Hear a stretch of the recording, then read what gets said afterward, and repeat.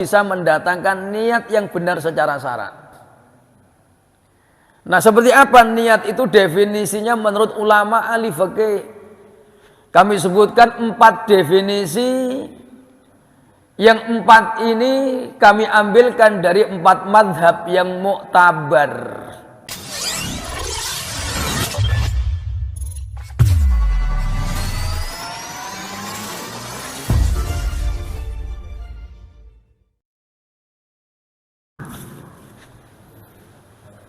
Assalamualaikum warahmatullahi wabarakatuh.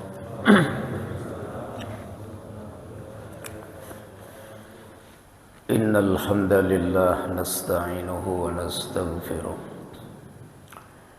wa na'udzu billahi min sururi anfusina wa sayyiati a'malina. أشهد أن لا إله إلا الله وحده لا شريك له وأشهد أن سيدنا ونبينا محمدا عبده ورسوله. اللهم صل على سيدنا محمد الفاتح لما أغلق والخاتم لما سبق الناصر الحق بالحق والهادي إلى صراطك المستقيم وعلى آله حق قدره ومقداره العظيم. أعوذ بالله من الشيطان الرجيم. يا أيها الذين آمنوا اتقوا الله حق تقاته ولا تموتن إلا وأنتم مسلمون. صدق الله العظيم. Ikhwatul iman jamaatu salatis subah yang sadani Allah wa iyyakum rahimani wa rahimakumullahu tabaraka wa ta'ala. Tuan-tuan yang mulia, hadirin jamaah salat subuh yang dimuliakan Allah, yang besar tak dihimbau gelar, yang kecil pun ianya kami tak mampu menyebutkan nama. Mudah-mudahan julusuna fi hadzal majlis fi hadzal sabahi maktubun indallah. Duduknya kita di pagi hari ini tercatat menjadi satu khazinatan perbendaharaan amal, menjadi sebab di antara sebab Allah mengampuni dosa kita, Allah ridho kepada kita, dan Allah berikan kita kelak di hari kiamat balasan surga yang ianya penuh dengan kenikmatan. Babu fi bayani an-niyati fil ibadati. Kita lanjutkan pembahasan al-mubahasah atau muzakaratul ahkamis syar'iyyah, yaitu pembahasan tentang hukum-hukum syariat. Kita masuk yaitu babun niyati fil ibadati au babu fi bayanin niyati fi sairil ibadati. Mengenal, mengurai tentang kedudukan hukum dan hal-hal yang berkaitan dengan niat di dalam ketika seseorang beribadah. Hal ini sebagai muqaddimah. Wa hadzal bahsu, pembahasan ini adalah merupakan muqaddimah di dalam pembahasan bab wudu. Karena kita masih membahas masalah thaharah, tapi sebelum kita masuk bab wudu dan mandi dan yang lain, pada beberapa pertemuan kita sudah bahas tentang seputar hal-hal yang berkaitan dengan syarat thaharah, di antaranya yaitu isti'malul ma'il mutlaq, di mana penggunaan air yang mutlak, yang tahirun mutahhir, air yang suci mensucikan, ghairul musta'mal, ghairul muhtalithah, air yang bukan air musta'mal dan bukan air yang telah berubah daripada 3 karakter sifatnya, warnanya, baunya ataupun rasanya. Nah, kemudian toharoh yang pertama yaitu at-toharotul ma'iyah, bersuci yang ianya dalam penggunaan ditinjau dari alat yang dipakai bersuci itu adalah ianya menggunakan air, dan bersuci dengan air itu ada 2. Yang pertama mandi, atau wudu terlebih dahulu, yang kedua mandi besar atau al-junub. Nah, kita masuk babul wudu, bab yang pertama daripada at-thaharah al-ma'iyah, bersuci dengan air. Itu babnya, yaitu pertama adalah hukum wudu.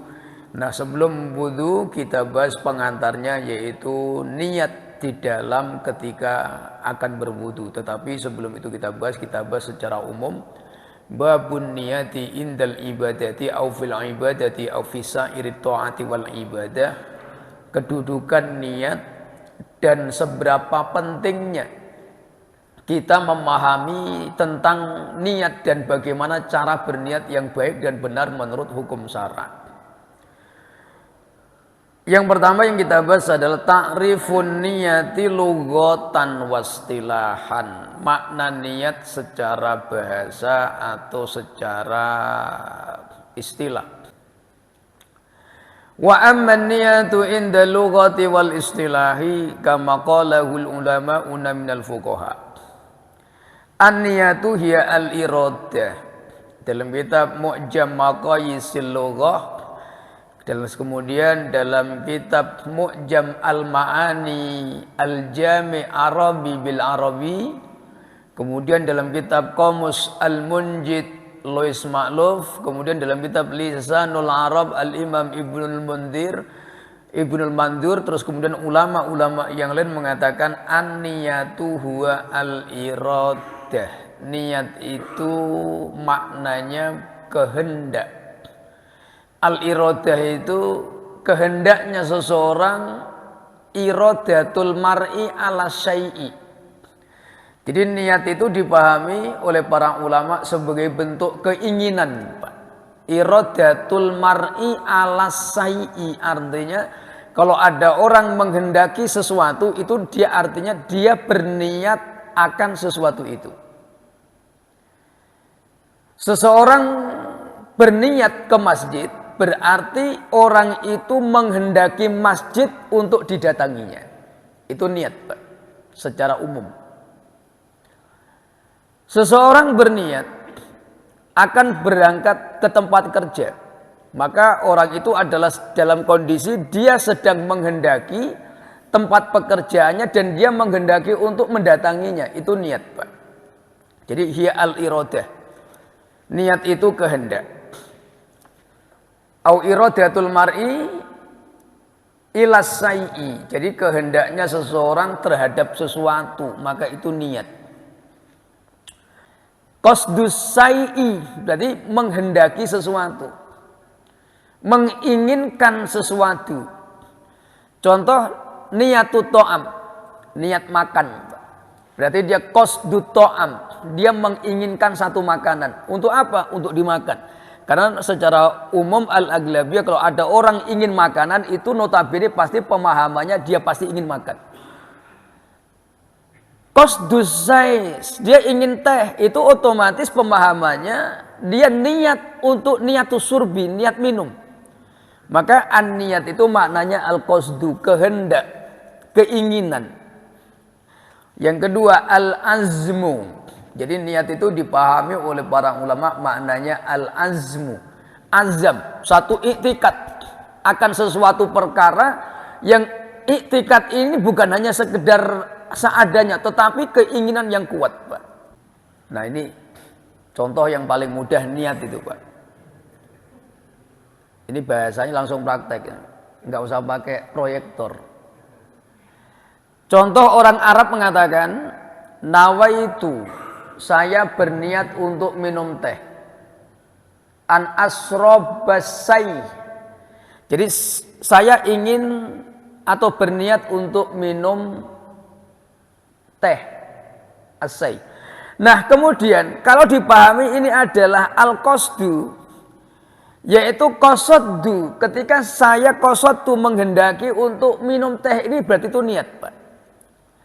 Al-azmu, keinginan dalam hati untuk minum, itu juga niat. Wal iradah, menginginkan sesuatu, itu juga niat. Wal jihatu, arah, tujuan, itu juga niat. Contoh, mau kemana Pak Lung? Tadi lah nak ke masjid. Nak mana? Tak ada. Mana? Masjid. Berarti dia apa dikatakan? Dia nak ke masjid itu artinya al-jihah. Artinya apa? Dalam perjalanannya itu menuju masjid berarti dia menghendaki masjid. Nak mana? Tak ada. Pulang aja. Balik ke rumah. Nah berarti dia menghendaki, menginginkan rumahnya. Kenapa? Jihah. Jihah itu maknanya arah. Di mana seseorang melakukan sesuatu kepada satu tujuan, maka itu namanya niat. Yang terakhir, wat-tahawul. At-tahawul itu maknanya seseorang dari satu kondisi ke kondisi yang lain sebagai satu target. Itu juga dipahami sebagai niat. Jadi niat itu secara bahasa begitu banyak maknanya, bisa dipahami. Ada yang mengatakan al-qasdu, keinginan, ada yang mengatakan al-azmu, iktikad satu akan sesuatu perkara, al-iradah yaitu kehendak. Ini semuanya mundarijun tahta ma'aniyan niyati, dan semuanya itu dipahami oleh para ulama bagian daripada makna arti niat secara bahasa. Nah sekarang kita lihat niat menurut ulama ahli fikih, Pak. Ini penting karena dengan memahami istilah ini kita akan baru bisa mendatangkan niat yang benar secara syara'. Nah seperti apa niat itu definisinya menurut ulama ahli fikih? Kami sebutkan 4 definisi. Yang 4 ini kami ambilkan dari 4 madhab yang mu'tabar. Dari keterangan Al-Imam Nu'man bin Sabit rahmatullahi alaih. Makna niat menurut ulama-ulama madhab Hanafiyah. Pengertian niat menurut Imam Malik dan ulama-ulama Malikiyah. Niat menurut ulama madhab Syafi'i dan menurut qaul Al-Imam Muhammad bin Idris As-Syafi'i. Dan niat menurut ulama Hanabilah atau yang dinisbatkan pada perkataan Imam Ahmad bin Hambal As-Saibani atau dengan madhab Hambaliyah. Nah kita lihat Bapak Ibu yang mulia, niat itu seperti apa menurut mereka. Pertama, an-niyatu indal Hanafiyah atau indal Ahnaf. Arti niat secara hukum fikih menurut ulama madhab Hanafi. Waqala al-imamu Ibnul Abidin. Jadi Al-Imam Ibnu Abidin itu salah seorang ulama di madhab Hanafi, Pak. Dan beliau juga mengutip perkataan Al-Imam Ibnu Yusuf, Al-Imam Abu Yusuf. Nah Al-Imam Abu Yusuf itu beliau adalah ulama besar di tanah Kufah, Irak sekarang, yang notabene beliau itu muridnya Imam Abu Hanifah sekaligus temannya. Jadi teman sekaligus murid itu, Pak. Karena umurnya tidak jauh beda. Dia berguru pada Imam Abu Hanifah sekaligus menjadi teman-temannya begitu. Jadi teman juga murid. Murid juga teman gitu. Nah, kemudian apa kata beliau? An-niyatu hiya qasdu ta'ati wa taqarrubi ilallahi ta'ala fi ijadil fi'li. Niat itu begini, Pak. Ini bahasa yang paling mudah dipahami menurut madhab Hanafi. Qasdul ta'ati wa taqarrubi ilallahi ta'ala fi ijadil fi'li. Kapan kita berniat? Seperti apa bentuk model niat itu yang harus kita lahirkan dan kita datangkan? Yaitu menghendaki satu ketaatan. Semata karena ingin mendekatkan diri kepada Allah. Dengan cara apa? Fi ijadil fi'li, dengan mewujudkan terwujudnya sebuah amal perbuatan.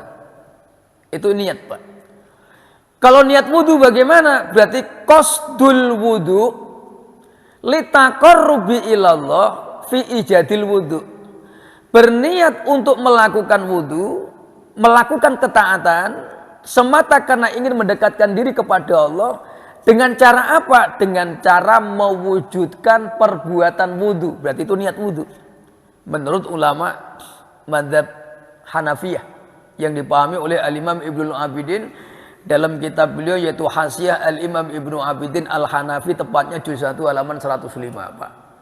Jadi ketika ada orang menghendaki satu ketaatan kepada Allah, dengan ketaatan itu dia ingin mendekatkan dirinya kepada Allah dengan cara mewujudkan amal perbuatan yang soleh, maka itu orang itu dikatakan sudah berniat, Pak.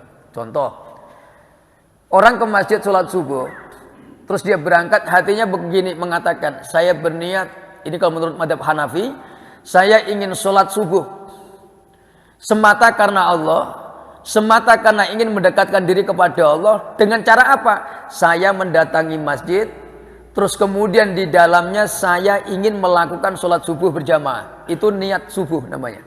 Karena Imam Abu Hanifah membolehkan niat sholat itu mulai daripada rumah. Maka mereka kalau berniat, kok contoh niat ke masjid untuk sholat 5 waktu, itu niatnya dari rumah. Dan itu menurut madhab Hanafi. Yang kedua, Pak, menurut ulama, Imam Malik mengatakan qasdul mukallafi as-say'a al-ma'murabi, yaitu menghendakinya seseorang yang sudah kena hukum beban haddut taklif, orang yang sudah kena hukum wajib melakukan ibadah, dan dia menghendaki untuk melakukan ibadah, itu sudah dinamakan niat. Di mana ada seseorang yang sudah kena hukum wajib ibadah dan dia menghendaki untuk melakukan ibadah, itu berarti niat, Pak. Simple malah. Ini Imam Malik bin Anas, imamu ahli Madinah atau imamu Daril Hijrah. Imamnya negeri hijrahnya Nabi, negeri Madinah. Maka beliau mengatakan qasdul mukallafi asai al-ma'murabi. Kalau ada orang yang sudah kena hukum kewajiban ibadah, terus dia menghendaki satu ibadah, hakikatnya dia sudah berniat.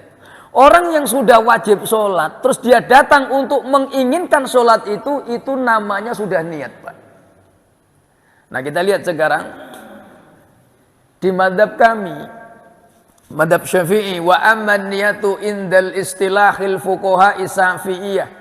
Adapun madhab Syafi'i menurut mereka adalah niat itu kama qalahu al-imamu al-Mawardi. Al-Imam al-Mawardi juga menjelaskan dengan jelas mengenai apa itu niat, hiya qasdus syai'i muqtarinan bi fi'li. Maka niat itu adalah menghendaki satu perbuatan bersamaan dengan melakukan perbuatan itu. Yang memberikan definisi menyertakan bersamaan itu hanya satu, Imam Syafi'i, Pak. Yang lain bebas. Niat itu tidak harus bersamaan dengan ibadah. Tapi mazhab kami dan kita mayoriti di Indonesia, mazhab Syafi'i mengatakan qasdus syai'i muqtaronan bi fi'li, yaitu di mana seseorang yang sudah kena hukum, dia menghendaki untuk melakukan perbuatan bersamaan dengan ketika melakukan perbuatan itu. Itu niat menurut ulama mazhab Syafi'i, Pak. Orang yang berwudu niatnya adalah ketika orang itu menghendaki perbuatan wudu bersamaan di awal ketika dia berwudu. Niat sholat adalah orang ketika menghendaki sholat, di mana niat itu dilakukan bersamaan dengan ketika awal dimulainya sholat. Maka itu niat, Pak. Jadi ada kalimat muktarinan, mengikuti, atau muktaronan, dibersamakan. Jadi niat itu di madhab kami, madhab Syafi'i, menghendaki satu perbuatan amal, dan kapan kehendak itu didatangkan bersamaan ketika melakukan perbuatan itu. Itu dikatakan baru berniat. Tapi kalau tidak dibersamakan dengan amal itu belum dikatakan niat, itu baru keinginan. Niat itu harus bersamaan dengan eksekusi amal. Contoh, teh ini dari tadi saya ingin minum tapi nggak jadi minum. Ini belum niat, Pak. Di madhab Syafi'i ini baru keinginan, baru al-azmu, belum niat.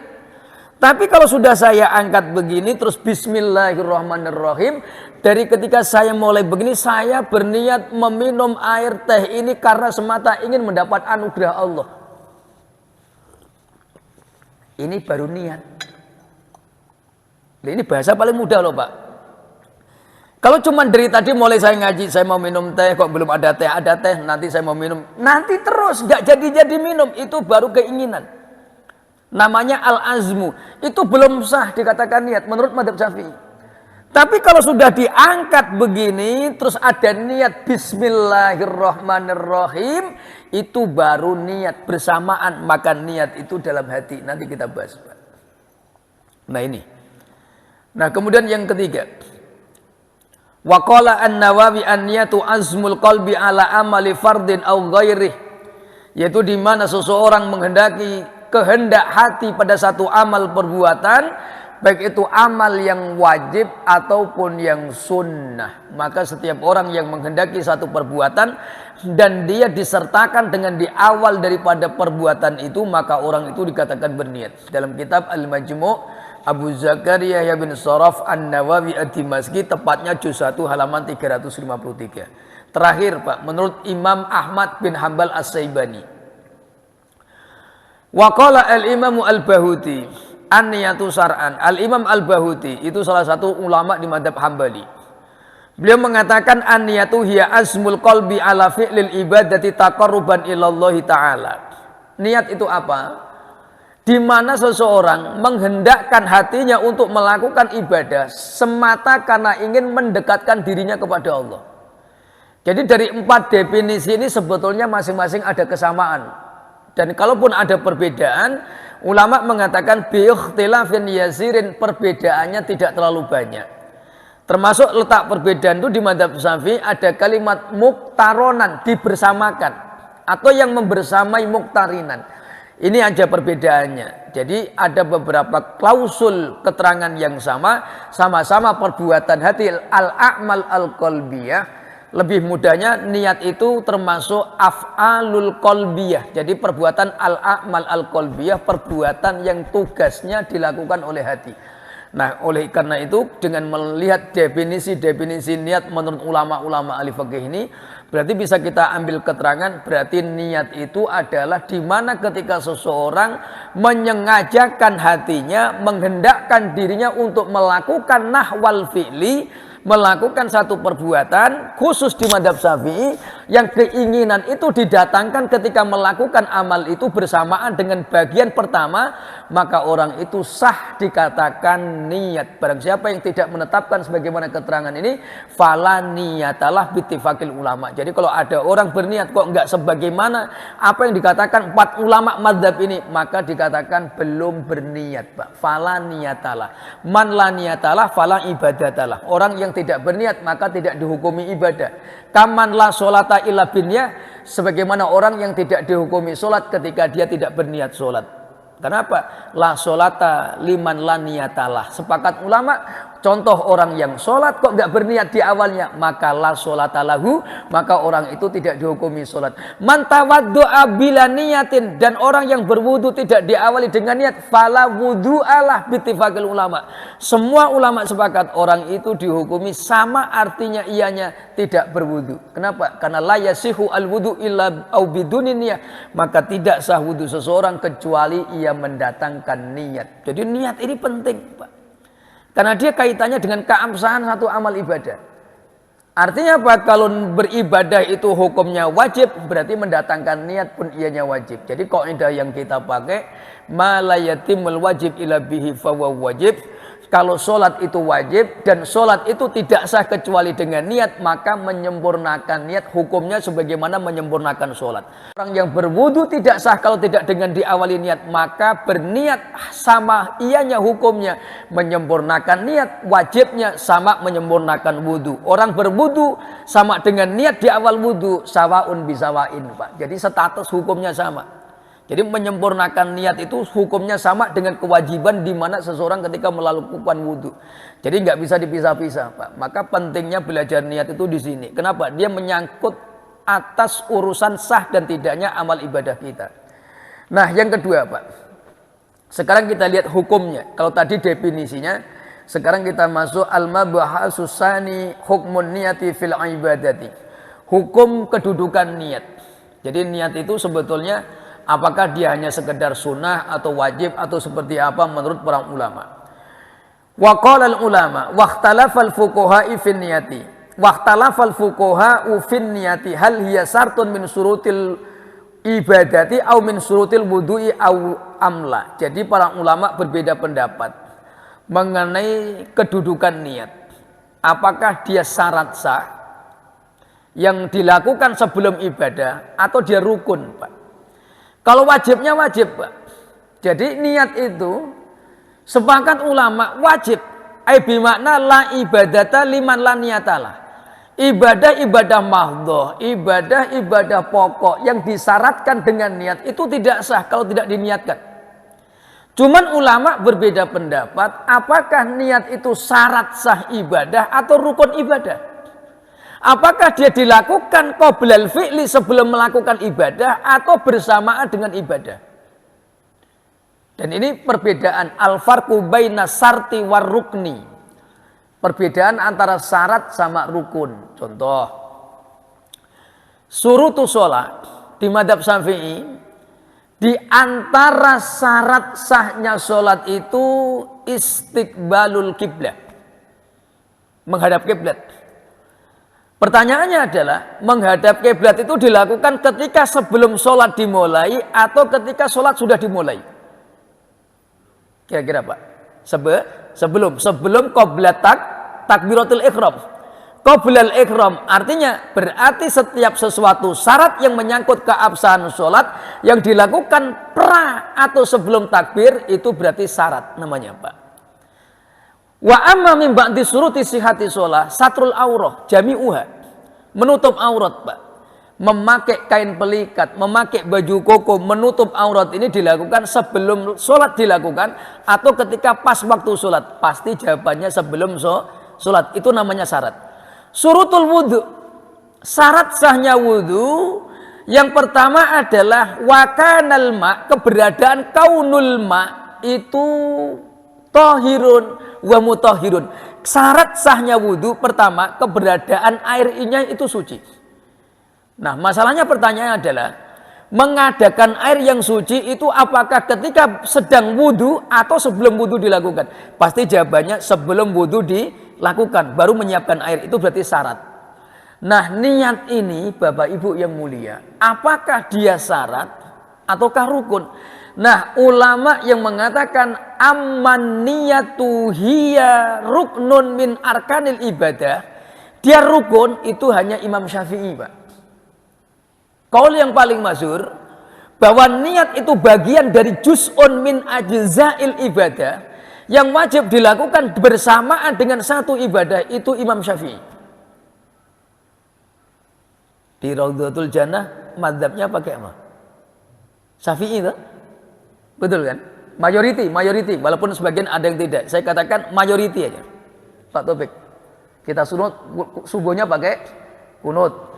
Imamnya kalau sholat usoli itu nanti apakah niat? Belum. Kita lihat nanti. Usoli ada yang kenceng, ada yang pelan, ada yang sampai berulang-ulang, ada yang sekali jadi. Saya pernah bermakmum ada satu imam usoli itu 6 kali Pak.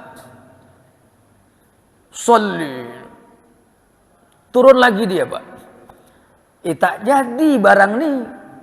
Apa pasal tuh imam nih tak jadi? Allah, senyap dia Pak. Tak jadi juga. Ada di Sagulung Pak itu. Masih ada imamnya sampai sekarang. Wallahi itu Pak, saya bersumpah. Saya di makmum di belakang. Saya udah Allahu Akbar begini. Tuh imam tuh tak jadi dia takbir Pak. Allah. Senyap dia. Akbarnya sampai tak terdengar lagi. Rupanya belum jadi juga barang tuh Pak. Ada di sini yang kayak gitu Pak. Nabi kalau nengok orang kayak gitu, kau tepuklah punggung dia Pak. Itu namanya sulitnya asyukuk fin niyat. Kalau bab namanya itu keraguan di dalam fi ihdharin niyah. Orang yang seperti itu ala hayatit taswis, orang itu dalam kondisi diragukan oleh setan. Supaya selamat gimana? Tuwapuk punggungnya, tuwak begitu biar sehat dia Pak. Cuman pelan aja. Plok begitu aja. Jangan langsung bawa berarti ini apa? Itu namanya kekerasan. Nanti kena pasal pula penganiayaan, ambil visum 4 tahun penjara Pak. Ngamalkan fikih ngamalkan, cuman pakai aturan juga. Ini masalah usollinya. Nah, satu-satunya madhab ulama yang mengatakan annan niyata hiya juz'un min ajza'il ibadati, bahwa niat itu bagian daripada substansinya satu ibadah yang amal itu dilakukan, maka itu Imam Syafi'i. Namanya ruknun. Rukun itu maknanya tiang.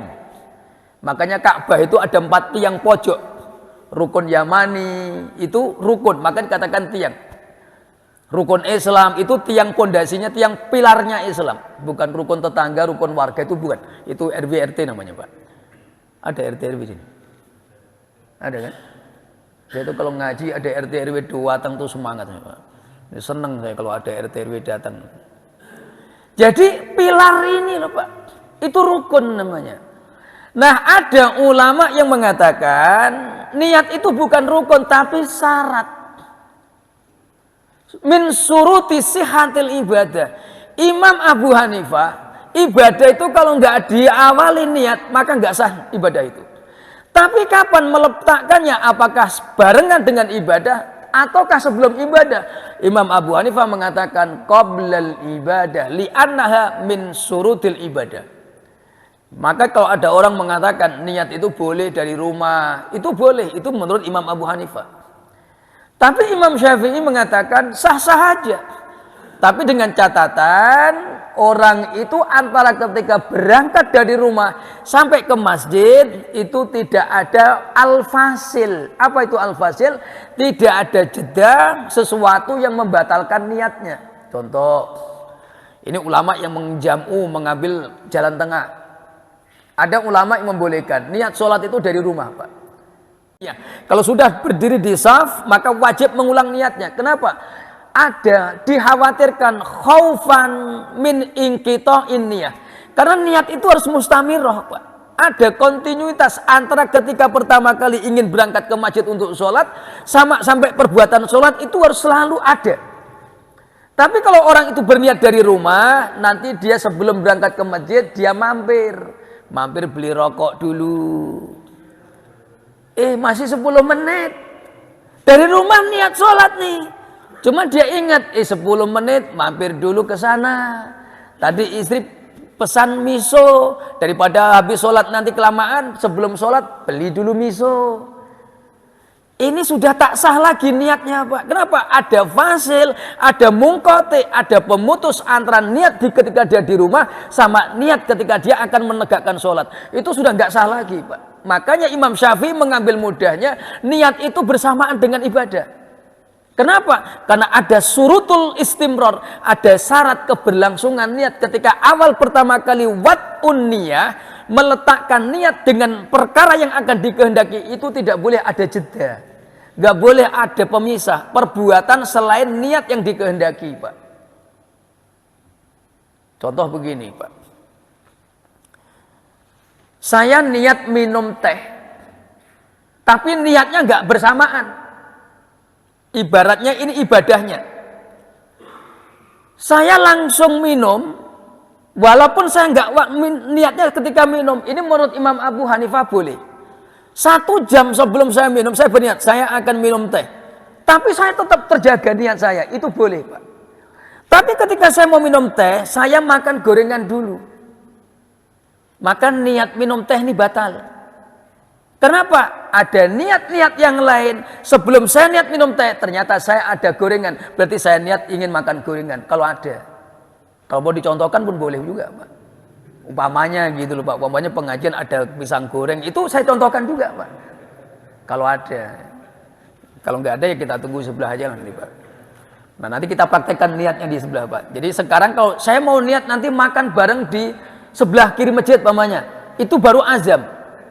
Tapi Imam Abu Hanifah, itu niat. Selama kapan? Selama dari awal ketika ingin makan itu sampai di luar, itu nggak ada keinginan selain hanya makan itu. Itu sah menurut Imam Abu Hanifah. Dengan ibadah pun sama, Pak. Makanya Imam Syafi'i itu dikatakan, wa yuqalu as-Syafi'i. Al-Imam as-Syafi'i itu asadul ulama'i ikhtiyaton, Pak.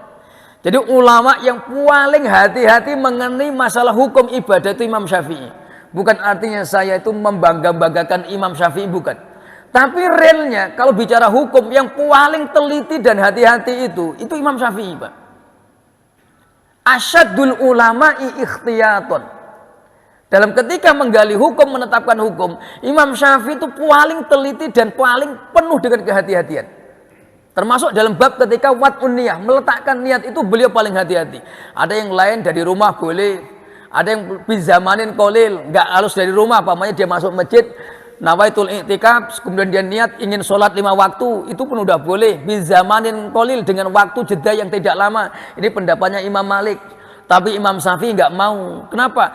Manusia itu nggak tahu apakah ada inqita'un niyah, ba'da wat'in niyah, apakah niat itu selalu terjaga dari mulai dia meletakkan niat sampai niat ibadah itu, apakah dia langsung atau ada pemutus.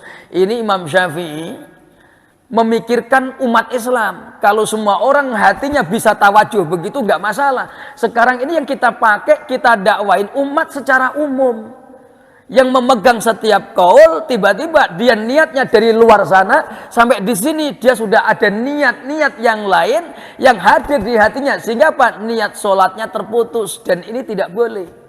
Imam Syafi'i mengatakan an-niyatu hiya ruknun min arkanil ibadat.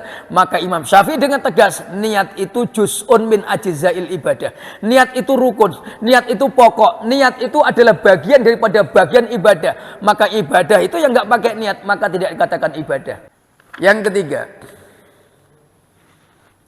mahallun niyah, tempatnya niat sekarang. Niat itu di manakah? Niat itu perbuatan apa? Maka ulama menjelaskan, wa amma mahallun niyati fil ibadati au fi sairi taati. Tempatnya niat, sepakat ulama, aksarul fuqaha'i ala anna niyata mahalluha al-qalbu. Sepakat ulama, niat itu tempatnya di hati, Pak. Ayyu madzhabin kanat, mana-mana mazhab semua sepakat. Wala yungkirunaha ahadun minhum, dan tidak ada satupun ulama yang mengingkari masalah ini, Pak. Niat itu bukan di lisan, niat itu bukan di pikiran, tapi niat itu al-qasdu, kehendak hati, Pak. Qasdul qalbi, nahwal fi'li, kehendaknya hati untuk menghendatkan atau melakukan perbuatan amal, itu niat. Jadi yang menghendaki siapa? Hati. Keinginan itu berarti hati. Saya ingin bertemu dengannya, itu keinginan. Kalau hanya sekedar diucapkan aku rindu sama dia, tapi hatinya gak menginginkan, itu belum satu keinginan namanya, Pak. Makanya an-niyatu huwa hiya mahalluha al-qalbu. Wakilah, sebagian ulama ada yang mengatakan fid dimag, di sini, Pak. Tetapi ini kaul yang lemah, di otak. Niat itu dibayangkan di pikiran. Tapi kalau ulama-ulama secara umum, niat itu di hati, keinginan. Sebetulnya sama atau beda, Pak? Keinginan hati sama pikiran itu sama nggak kira? Ini bahasa psikologi masalah ini, Pak. Saya pengen tanya, Pak.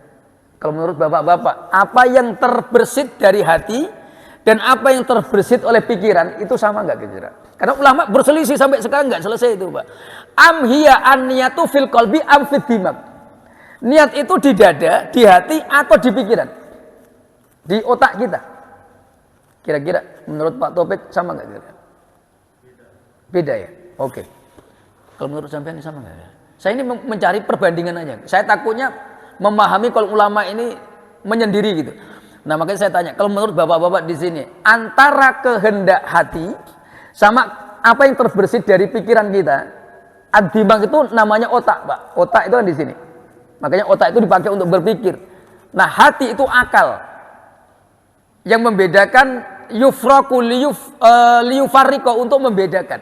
At-tafriq bainal halali wal haram, bainas sihhati wal batil, untuk membedakan mana sah batal itu selain dibantu dengan pikiran, maka itu dengan hati, dengan akal.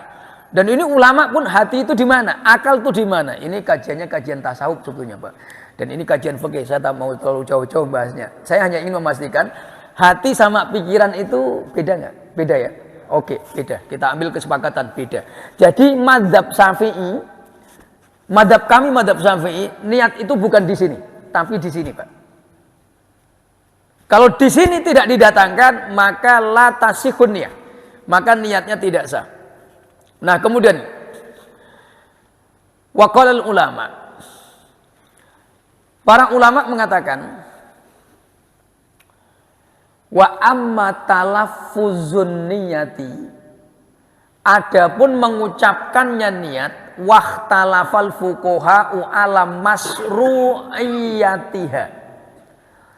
mengenai usolli Nawaitul wudu'a li raf'il hadasil asgori fardhon lillahi ta'ala.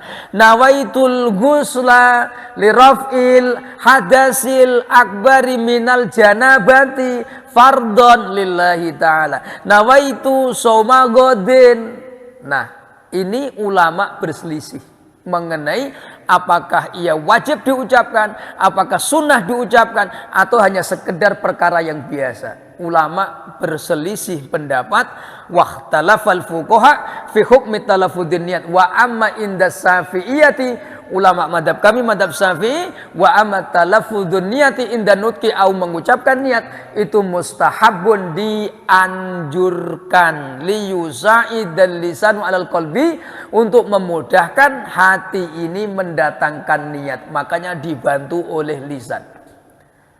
Jadi niat itu di madhab syafi'i, kalau contoh niat sholat Allahu Akbar itu rukun.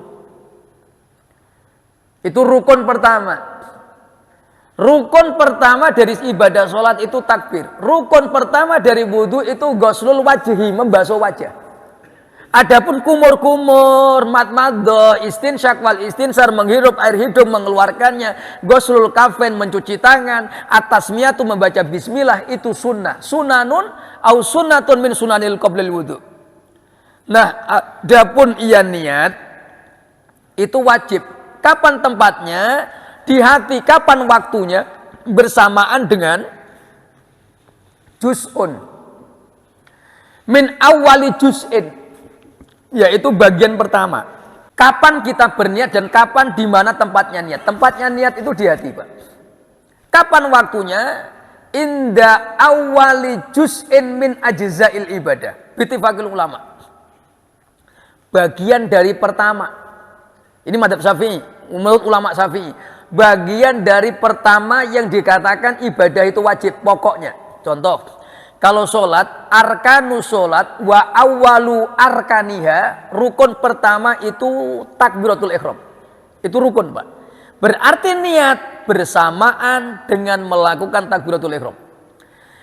Wudu wa awalu arkanil wudu. Adapun aman niyatu indal wudu. Niat wudu adalah di mana tempatnya? Di hati. Kapan? Inda awali juz'in min ajza'i au min arkanil wudu. Min awali rukni min arkanil wudu.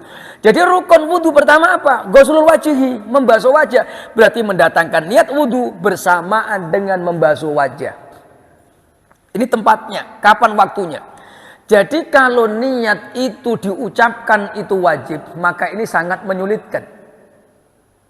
Kalau niat wajibnya itu diucapkan, maka ulama mengatakan itu sangat menyulitkan. Maka madhab syafi'i mengatakan yang di hati ini wajib, yang diucapkan sunnah. Wa qala an-Nawawi fi kitab Raidhatit Thalibin, Imam Abu Zakaria An-Nawawi mengatakan la tasihu an-niyatu fil lisan wa qalbuhu farigun anin niat. Maka tidak sah orang yang berniat, lisannya niat tapi hatinya kosong daripada niat. Imam Nawawi, Pak, madhab syafi'i. Sedangkan la sholata liman la niyatalah wala wudu liman la niyatalah. Tidak sah wudu orang yang tidak berniat wudu. Tidak sah sholatnya seseorang kecuali dia berniat sholat. Maka orang yang tidak sah niatnya, tidak sah ibadahnya.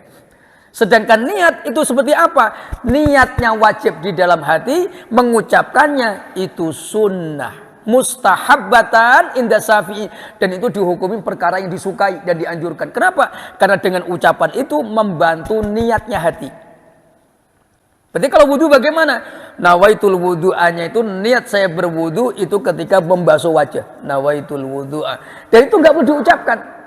Kalau diucapkan masuk air itu ke mulut kita, Pak. Makanya kalau sebelum wudu itu dibaca nawaitul wudu'a, itu hukumnya baru mustahab. Sebelum membasuh tangan tuh, Pak, epek-epek gitu. Epek-epek kalau kami telapak tangan. Terus sampai baca nawaitul wudu'a li rafil hadasil asgori. Itu belum niat, itu baru talaffuzun niyah. Sama dengan ketika orang takbiratul ihram, sebelum takbir dia membaca usolli, itu belum niat namanya, Pak. Itu masih prasolat. Jadi kalau bisa satu persatu, step by step, marhalah ilal marhalah itu ibadah-ibadah kita munasabahkan, kita muafakokan, kita cocokkan dengan sunnah-sunnah Nabi melalui jalur pemahaman para ulama-ulama kita. Dari mulai pertama niat aja kita betulkan, Pak. Karena niat ini termasuk pelik, Pak. Kenapa dikatakan pelik? Dia ini sakral, Pak.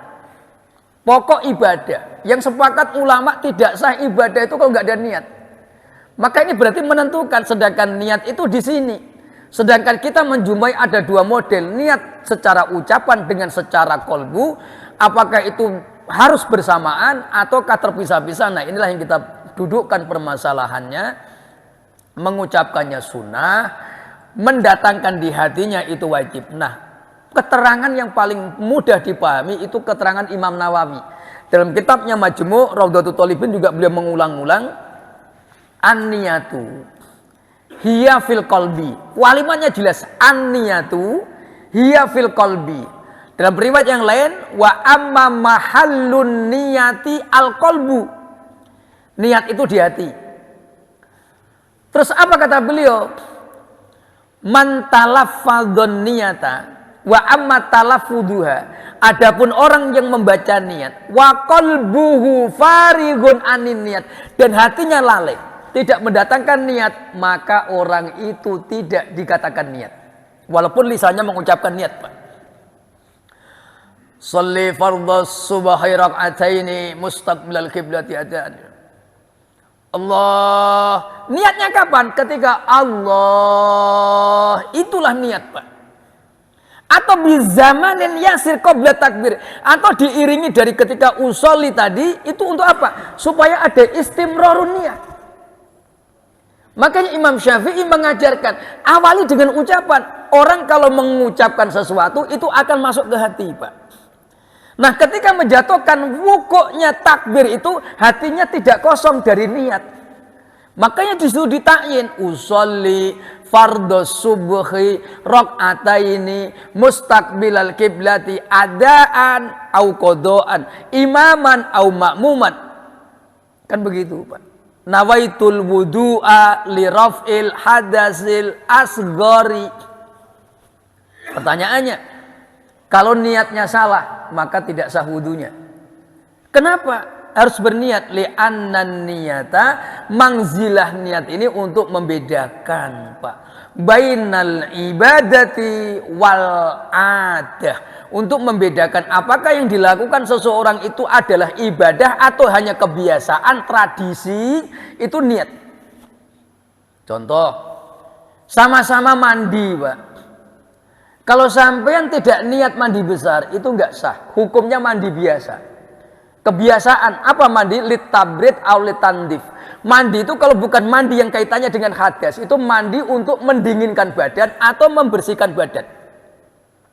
Langsung pure begitu. Walaupun keramas, sama-sama keramas, basahin rambut. Tapi kalau nggak ada nawaitul ghusla, maka dihukumi mandi seperti mandi biasa.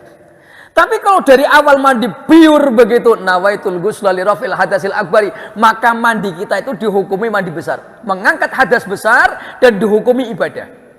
Wudu, Pak. Kumur-kumur, kita nggak wudu pun kumur. Cuci tangan, nggak wudu pun cuci tangan. Mau makan juga cuci tangan juga. Menyerot air hidung, kalau lagi bersin juga nyerot air hidung juga. Membasuh muka, walaupun nggak pas wudu, kadang kita juga basuh muka. Habis kerja, debu, basuh muka. Urutan seperti ini, kalau nggak ada niat wudu, maka layu sama wuduan, nggak dikatakan wudu. Walaupun sampai urutkan, kumur-kumur dulu, nyerot air hidung, terus basuh muka, tapi nggak niat wudu, maka belum dinamakan wudu. Itu masih kata para ulama, ini sama dengan ia mencuci wajah biasa. Maka ini niat, Pak. Begitu pentingnya niat dalam ibadah. Dan begitu pentingnya niat ketika seseorang berwudu, maka mentakyin niat berwudu semata lirafil hadasil asgori, mengangkat hadas kecil karena Allah. Kalau kita ingin mengambil aroda ala sabilil ikhtisar, barang siapa yang ingin meringkas, maka nawaitul wudu'a fardhon lillahi ta'ala, itu udah cukup. Kenapa? Orang yang wudu itu maklum pasti untuk mengangkat hadas kecil, walaupun nggak harus lirafil hadasil asgori, itu nggak disebutkan pun nggak masalah. Ta'yin niat wudu itu, nawaitul wudu'a fardhon lillahi, itu udah cukup. Saya berniat wudu karena Allah, itu sudah sah, Pak. Karena Pak, wudu itu pasti disyariatkan untuk mengangkat hadas kecil. Jadi nggak perlu dijelaskan semuanya detail. Karena Pak, untuk meringkas supaya hadirnya hati itu mudah. Sholat pun begitu, usolli fardhos subuhi, nggak perlu disebutkan rakaat ini, sah. Yang penting disebut nama sholatnya, jenis sholatnya. Fardhon atau sunnah, sebutkan fardunya. Mustaqbil kiblati, kalau nggak disebut gimana? Tetap sah. Kenapa? Karena sholat itu pasti menghadap kiblat. Makmuman imaman, makmum wajib menyebut iktidaannya. Kalau imam nggak perlu menyebut, lebih baik tidak pun sah. Tapi kalau makmuman kodok atau ada, sebutkan adaan au kodoan, karena ini menentukan nilai sholat. Orang sama-sama sholat duhur, dia niatnya kodoan, maka sholat itu nggak akan pernah dihukumi ada, tunai. Maka sholat itu niatnya tetap kodok, karena diniatkan kodok. Orang yang bayar sholat kodok, tapi nggak pernah niat kodok, maka selamanya sholat itu nggak pernah dihukumi kodok. Maka niat ini menentukan. Maka dari berangkat dari keterangan ini, begitu pentingnya tashihun niyah, memperbaiki niat, membetulkan niat, supaya apa? Ada nilai kualitas ibadah kita itu diterima oleh Allah menurut syarat sah atau ketetapan kacamata hukum fikih atau syariat Islam. Demikian Bapak Ibu yang mulia. Baik, demikian Pak Taufik, hadanallahu wa iyyakum. Bapak Ibu yang mulia, kita sama-sama sholat sunnah. Dan ada sarapan tak? Ada kan?